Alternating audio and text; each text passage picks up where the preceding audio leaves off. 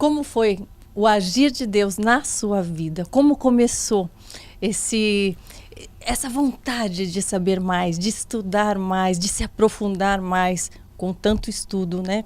Com tanta dedicação? Puxa, Karine, engraçado que em termos assim normais de escola, na minha época eu falava de primeiro e segundo grau, hoje é ensino médio, fundamental, eu fui um aluno até medíocre, estava na média ali, com notas baixas para uma matéria, melhor noutras e tudo mais. Eu era assim também. Exatamente, tal qual. Mas eu tive muita facilidade para falar em público e tinha muita curiosidade. Uhum. Mas, acima de tudo, essa curiosidade por Deus parece que foi um chamado, uma coisa desde a minha mais tenra idade. Eu lembrava, Karina, até... Qual era essa tenra idade? Seja mais direto. Vou ser bem direto. Com certeza era antes dos 5 anos de idade.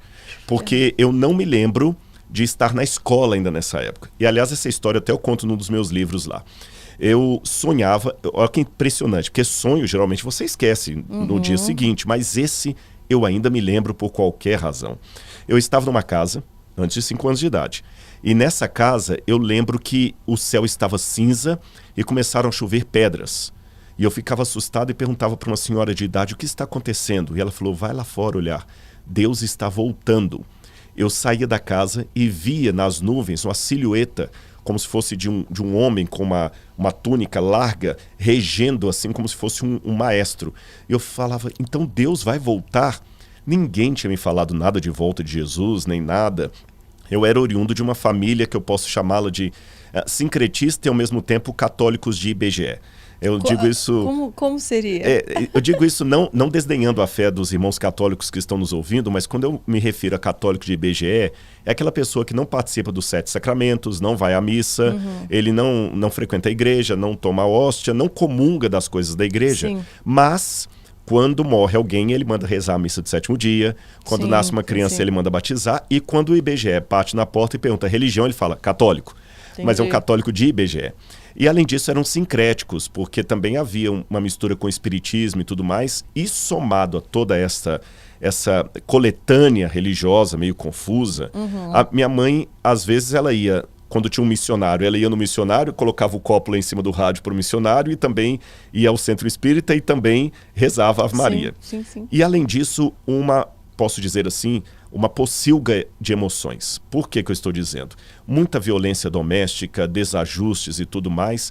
E eu sentia que em Deus eu teria um refúgio contra aquelas dores emocionais que eu já trazia desde a infância.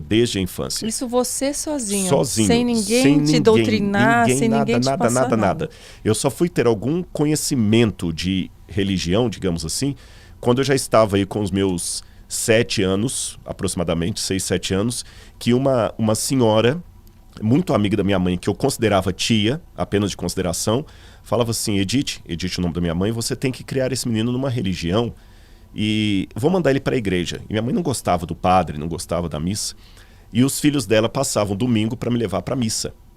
Então ali eu comecei a entender o que era Bíblia, aquela coisa toda e tal, e fui crescendo até com o desejo de ser padre. Depois, quando eu tinha 12 anos de idade, eu tive uma guinada, quando eu descobri na Bíblia algumas coisas que não eram muito coerentes com aquilo que eu... Aliás, na verdade, aquilo que eu pensava não era muito coerente com o que eu estava descobrindo na Bíblia. Sim. Então, a partir disto, eu resolvi mudar de religião, entreguei minha vida a Cristo. Eu digo reentreguei, porque, na verdade, eu já amava Jesus desde os 4 anos.